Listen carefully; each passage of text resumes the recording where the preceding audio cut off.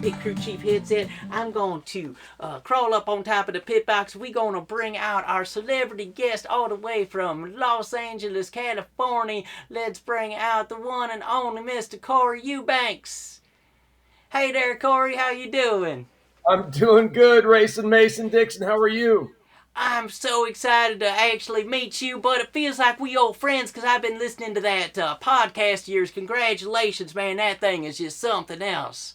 Thank you very much. I appreciate it. Yeah, stunt stories has been a passion of mine for a long time, and so I figured I'm going to share some of my 40 plus years stunt stories with some friends of mine, and I've been having a lot of fun doing it.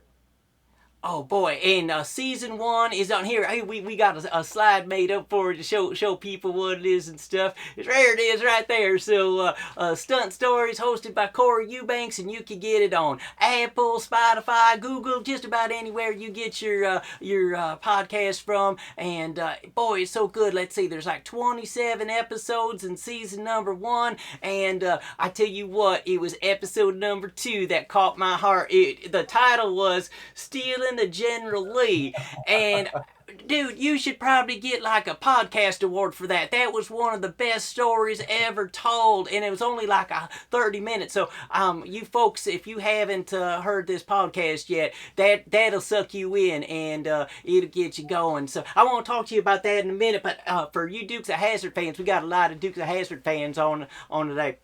Corey's first job was driving the General Lee on the Dukes of Hazzard, and he's got a lot of podcast episodes about them, and I wrote them down. So how about this? There's episode 1 and 2, 4, 5, 7. On episode 10, you interview the Dukes of Hazzard mechanic, Tommy Sorrento, and then on episode 18, Russell Solberg interview, and another stuntman. And man, them are some good stories. Oh, thank you. Yeah, they are classic, and it was such an honor to be able to interview Tommy Sorrento because without him, the Dukes of Hazzard TV show would have just it never would have survived. I mean, we broke more General Lees in one day, and he would fix them, and we'd be back up shooting within an hour. I mean, he was incredible mechanic and a great human being. And he probably had to do a lot of body work on them Dodge Chargers too. You know what was classic is when we would bump and bang those cars together, they would take a roller and dip it in paint, the orange paint, and just roll the side of that General Lee, and we'd go shooting again because the cameras couldn't tell that the paint was, it wasn't even dry. Wow, that's great. Hey, I got a question because we real interested in cars around here and stuff. Now, about the General Lee. Now, I believe there was 1969 Dodge Chargers, and they came stock with a 383 in them. But you talked about there were some that were 440s. Were those engine changes, or what was that? Well, actually, there the on the show, the General Lee, it was a '69 Dodge Charger, but there was also a '68, and they would just swap out the tail lights. And Okay. I don't know if it was, boy, this is a Tommy Sorrento question.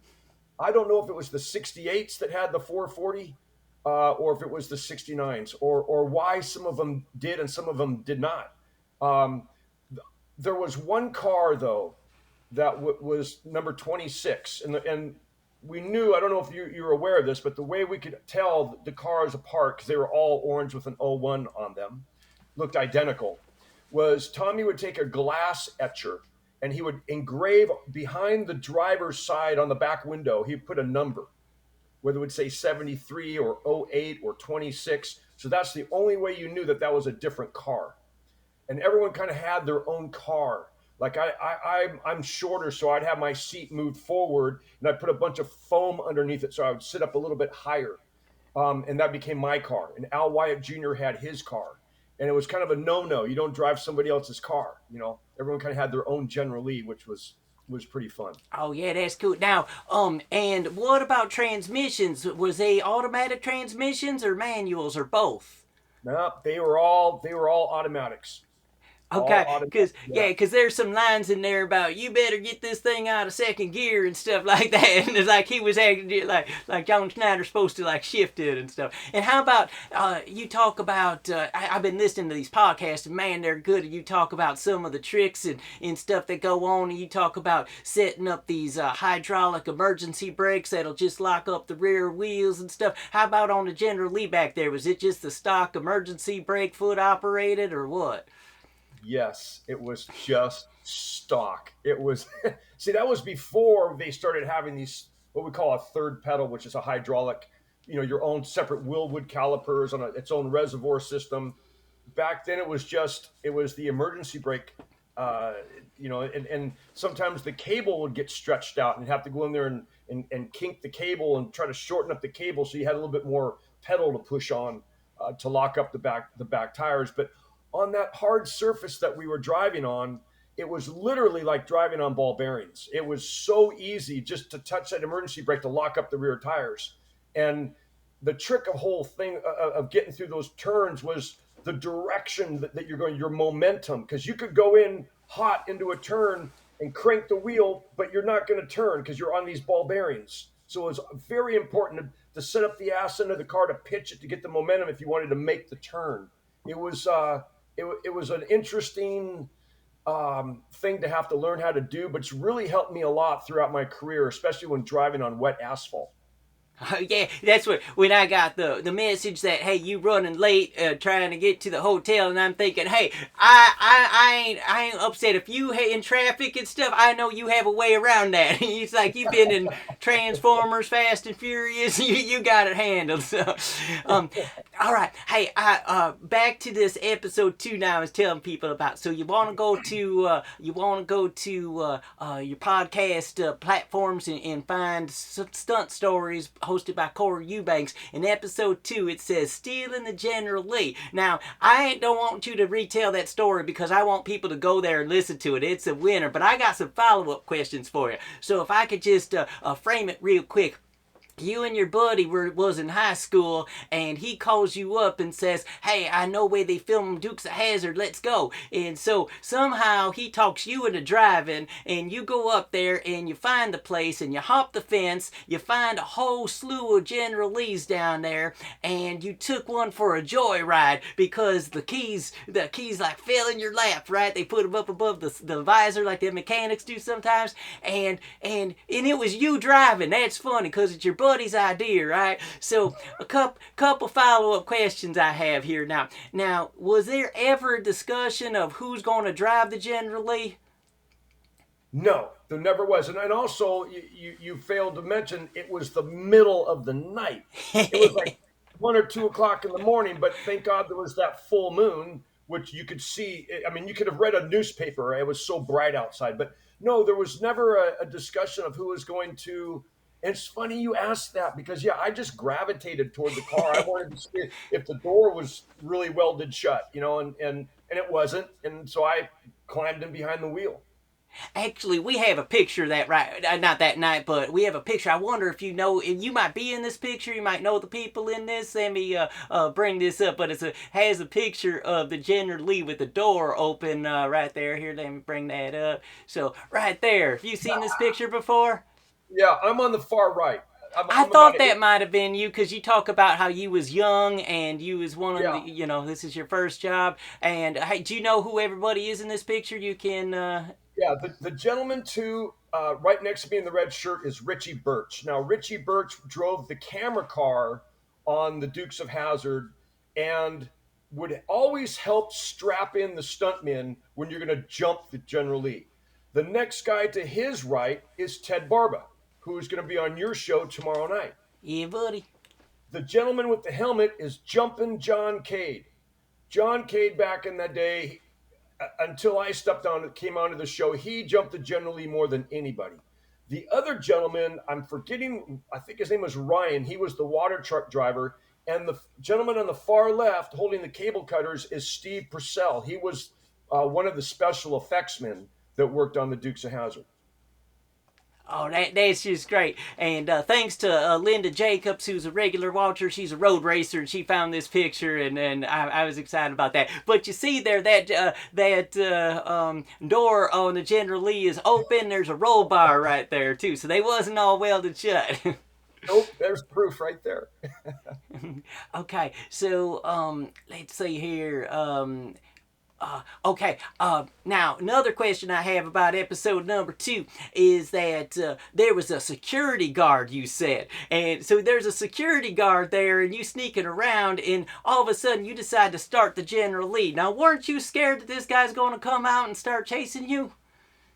You know, the car, the little Jeep, and the motorhome under the tree were so far away. It was like maybe 3, 4, 500 yards away. I didn't think so. I didn't think that we were even going to wake him up. I thought it was too far away. But when I started doing the donuts and racing around the base camp area and kicking up dust, I kind of just forgot all about him, tell you the truth, because I was having so much fun driving the General Lee. And then to see those headlights come through the dust, I was like, oh my God, it's the security guard. You know, we woke him up. So he was chasing you, and that's when you decided to jump ships, as it were. Hey. Yes, that's when I said, hey, we're out of here. Let's take off. And that's when I was trying to turn on the headlights, and I realized the headlights on the General Lee don't work. There was no reason to. I don't think there was ever an episode where they were driving the General Lee at night. So Yeah, I certainly don't know any. So, and then, now you two now are like the coolest kids in the world because you just like jumped a fence and took the General Lee for a joyride. Now, but you also might have had this pact. I gotta know, did you tell anybody about this? Like, were you the most popular kids in school, or, lips were sealed since you blew it out? we didn't say a word to nobody. Because I mean, we knew we crashed the General Lee when we ditched it over the hill and it crashed into the oak tree at the bottom of the canyon. And I thought, and then we his name was Willie, my best friend, Willie Donahue, and we were talking about it on the way home. And it's like, well, we really didn't steal it because we didn't take it off of the premises. It's a 1,500-acre ranch. We didn't take it off the property, but we did drive it pretty far away from where we found it, and we did destroy the vehicle. Just don't say anything to anybody. Boy, that's such a good story. Like I said, I think you should win a podcast award for that one. There's a Oh, bunch of good ones. There's a bunch of good ones. And hey, it looks like some of our viewers have been doing their homework because I mentioned that Dukes of Hazzard was your first job, but Tim DeGroot says he thought it was Sting too. Was that boxing movie that you was in that got your start? yes, actually, The Sting 2 was my very first movie, my first job in the entertainment industry. That was with oh my gosh, Carl Malden, Mac Davis, Jackie Gleason was in it. So that was my first job in the film industry, and then I went to go work on the Dukes of Hazzard. Okay, and my producer Danny Donuts and a whole bunch of his friends, they're really into the Beatles and stuff like that. And I heard on your podcast that you are the stepson of Bob Eubanks, who was the host of the Newlywed Game. And they're like Beatle geeks; they know all this information. He wanted me to ask you this. He said, "Now, if it wasn't for the Beatles, you might not have had your career." Have you heard this theory before? Or he just No, making this up? Okay, so the story goes that Bob Eubanks, your daddy, actually took like, I don't know, a second mortgage on his house or something like that when he was a radio DJ to get the Beatles into the Hollywood Bowl. Now, if that had been an utter failure and he was, down on his luck and in an alley and stuff, he might not have had the success in TV that he did. He might not have been able to make that phone call to an executive producer and say, hey, give my boy Corey a job there on your show. You think he can do something? I see what you're saying. Yeah, so that trail would have been very short. Yeah, it's one of the things that I'm most proud of when people find out that he's my dad, and they go, "Yeah, your father, he did the Newlywed Game, and he announced the Rose Parade for 38 years." And I go, "Yeah, but did you know that he produced the Beatles at the Hollywood Bowl in 1964?" And they're like, "No way." I said, "Well, on the album, The Beatles Live at the Hollywood Bowl, you hear my dad announce them when they come out on stage. It's really super cool." Yeah, he's like, "And Yeah. now here they are, the Beatles." It's pretty cool.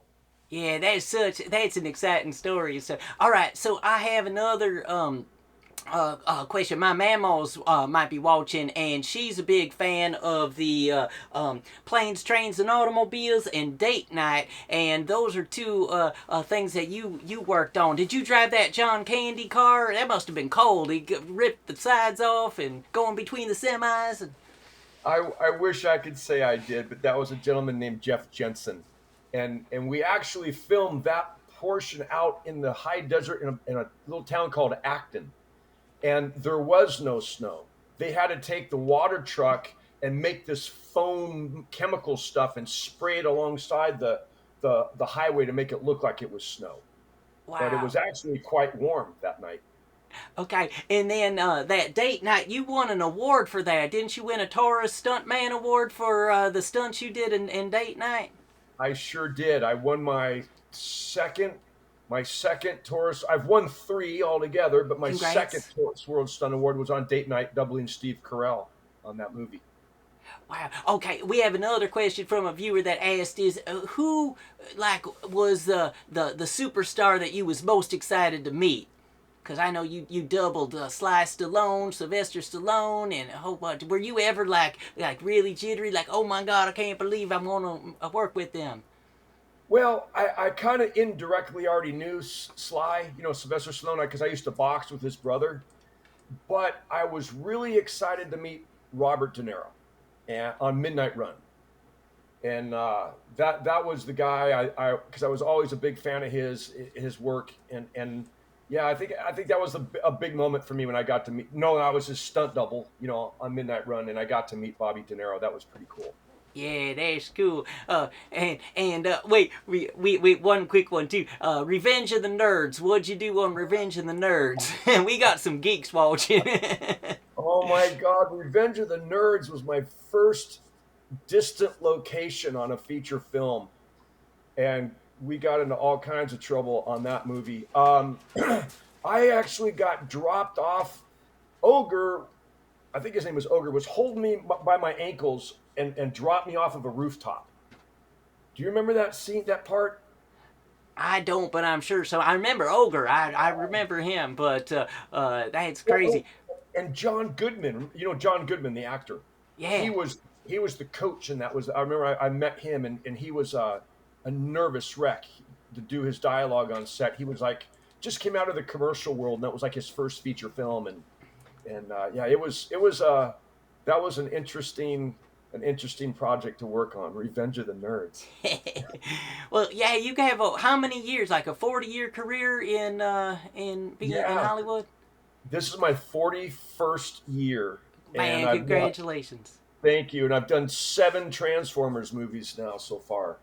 Wow. Hey, and I gotta show this. Now we got some. You can't choose your audience. Whoever shows up as an audience is your audience, right? For whatever reason, a lot of our regular viewers they really like Bigfoot and stuff. And how about this? We got this picture of you.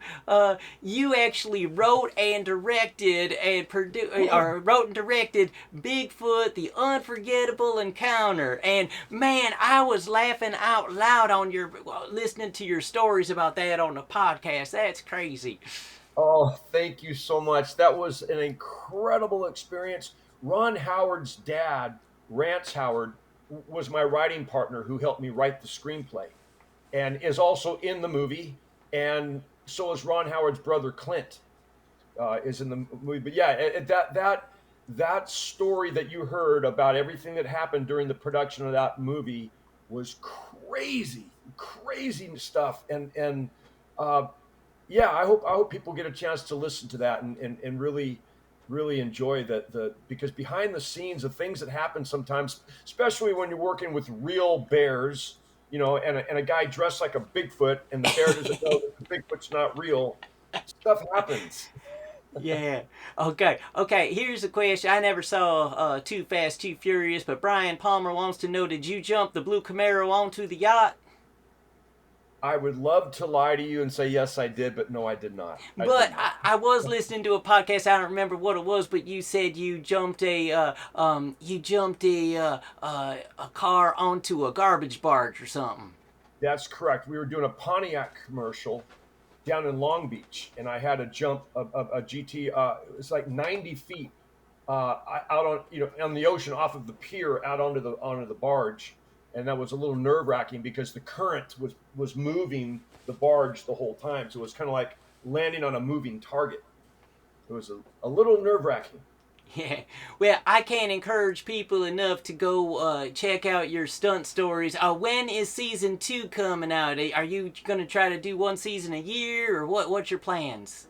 Well, my plan is to start toward the end of January and do like another 25 to 30 episodes, take a little breathing room, then do it again. I'm lining up some of my friends that have I've been working with for years and years. A lot of them don't like to brag about themselves, and it's hard to because I know they got incredible stories, but it's always been a thing about stuntmen that you kind of keep your career to yourself, and you don't try to be braggadocious or let people know the stunts that you've done, because we always wanted to give credit to the actors. So it's hard to get them to loosen up, but slowly but surely they're starting to. And as you've heard, I mean, some of them are phenomenal storytellers. Yeah, and but I tell you what, some of my favorites are when it's just you and the microphone telling stories. We have a question saying, "It do you write them out, or are you just talking off the top of your head? Is this just like you sitting around with your buddies and drinking beer and hey, remember that one time?" You know what? I just go off my memory. That's the thing. I don't write down a darn thing. I sometimes I'll go through my own IMDb, my Internet Movie Database, online, and look at some of the titles and go, oh my God, I forgot. Like you mentioned, Planes, Trains, and Automobiles. It's like, oh, I forgot I did that movie. And then you start thinking about all the memories and the stories that happened during the making of the film, and then I just try to envision if I was sitting down, at the bar with a buddy of mine, or sitting around a campfire and just telling stories and trying to incorporate not just the visual but the sound and the smell and the feel of everything that really happened during that day in your life. Wow, that's just so much fun. All right. Oh, one other question, buddy Dominic wanted me to ask. Now you have a whole story about Tom Cruise, who claims that he does all his own stunts, and you say that ain't necessarily the truth because you and your buddies have been a stunt double for him a whole bunch of times. But what about John Schneider? Did he ever get to drive the General Lee on camera and do any power slides or anything? You know what? I got to tell you something. John Schneider was a hell of a wheelman. Yes, the answer is yes. He drove the General Lee. He was very, very, very talented, and my hat's off to him. He 180s, reverse 180s. I don't know if you heard the story about he and I. We had a head-on collision. Yeah, they was in the podcast. Yeah. I think that was more my fault than his, but yeah, he did a lot of his own driving and was very. I'm sure he's still very, very talented behind the wheel. All right. Well, I want to thank you so much. We've taken up so much of your time on this busy holiday week and stuff, but man, it's just been so much fun getting to meet you in person and to hear some of these stories and elaborate on some of the podcasts we heard. So thank you so much, Corey Eubanks. Well, thank you so much for having me. It's been a real pleasure.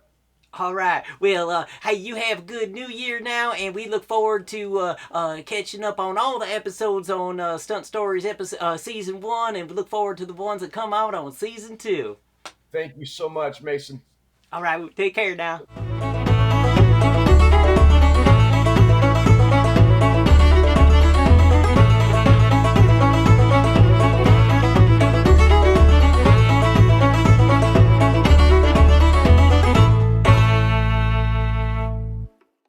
Yeah, buddy, sure hope you enjoyed that video, and if you did, go watch another one. There's one right there. Yeah, and I tell you what, I'd be happier than a Challenger on a calendar if you became a subscriber.